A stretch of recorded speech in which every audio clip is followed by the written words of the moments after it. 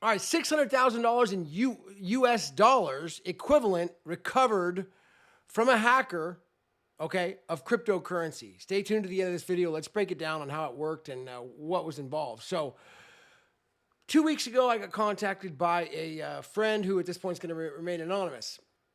He had a hack of cryptocurrency of equivalent of about 600,000 USD. Not small amount. Came out, met with me personally. It was too important. And I thought, what do you want me to do about it?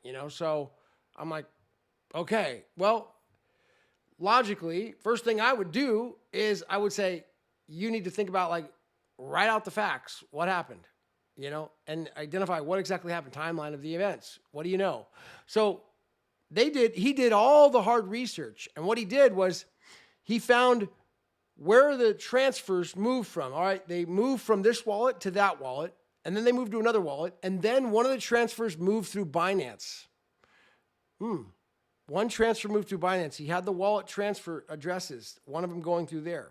So he knew that much, and he had the proof of that, and he had it all laid out in a diagram. So he saw how it went. Now, what happened next was, I said, well, you need to file a police report, dude. You need to let the police know what's going on, because if you don't make an immediate report, then it's not serious. So he contacted his local police station, and they said they can't help him. They don't deal with those types of things. But what they did was they directed him to a specific website which takes in these types of reports with the federal government. And it's like a cybercrime report of type. So he got the website, did all the research on it, found out how to use it and how to register and set up a profile there, and then write out all the facts on an affidavit, a proper affidavit according to the Code of Federal Regulations. How an affidavit is written, it's in a certain format under penalty of perjury under Title 28, 28 U.S.C. 1746. That's the statute that says how it's got to be said. So all these elements under as an affidavit, it's got to be written out and how it's listed, and then it's got to be under penalty of perjury and sworn out, and then submitted. So once that was done, then hired a security company. We hired a security company, and the security company.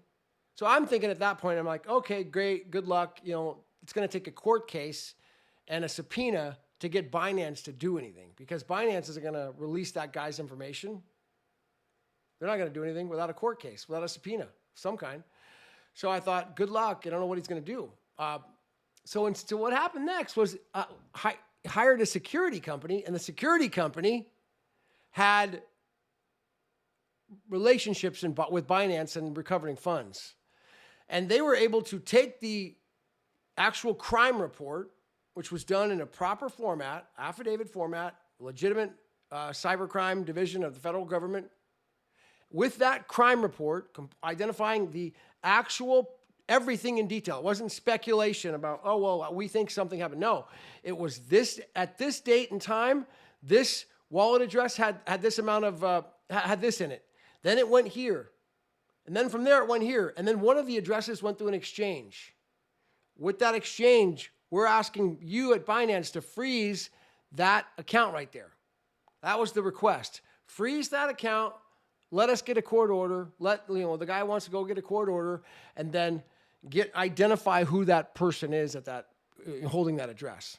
So what happened next was the security company contacted Binance.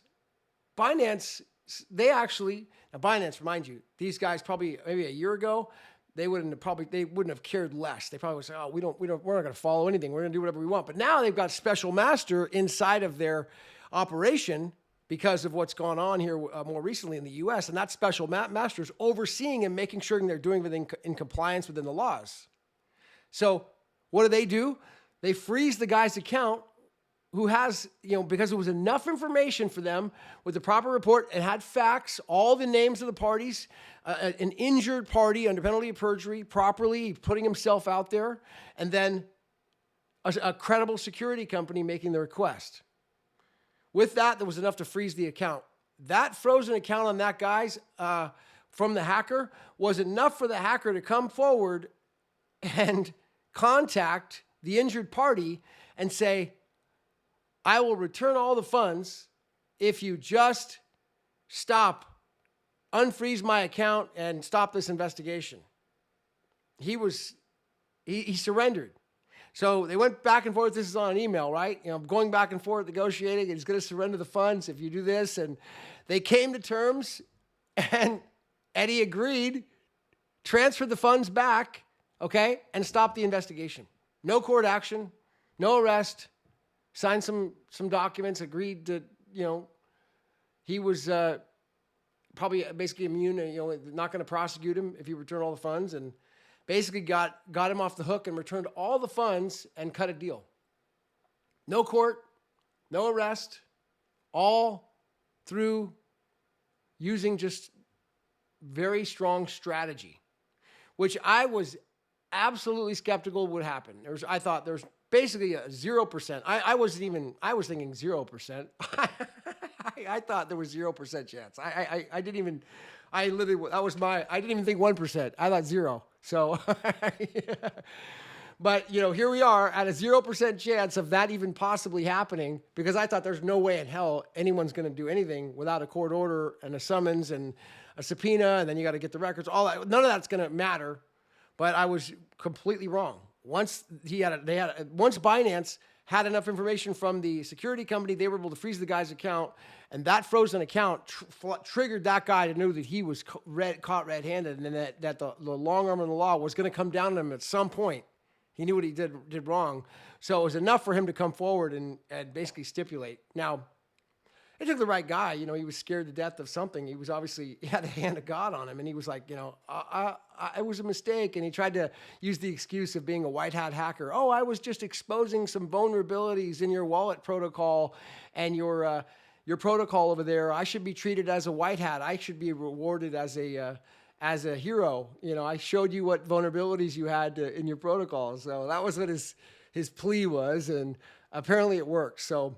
Yeah, how $600,000 of US dollars was recovered without going to court, without summons, without complaint, without anything, without any arrest, through high-level strategy. That's my little video, my little recap on it. It's a pretty big success story. If I can get names and everything, I'll share it with you in the future. But right now, no names, no proof, but just the fun story that it actually did happen. All right, this is Gavin Mehl.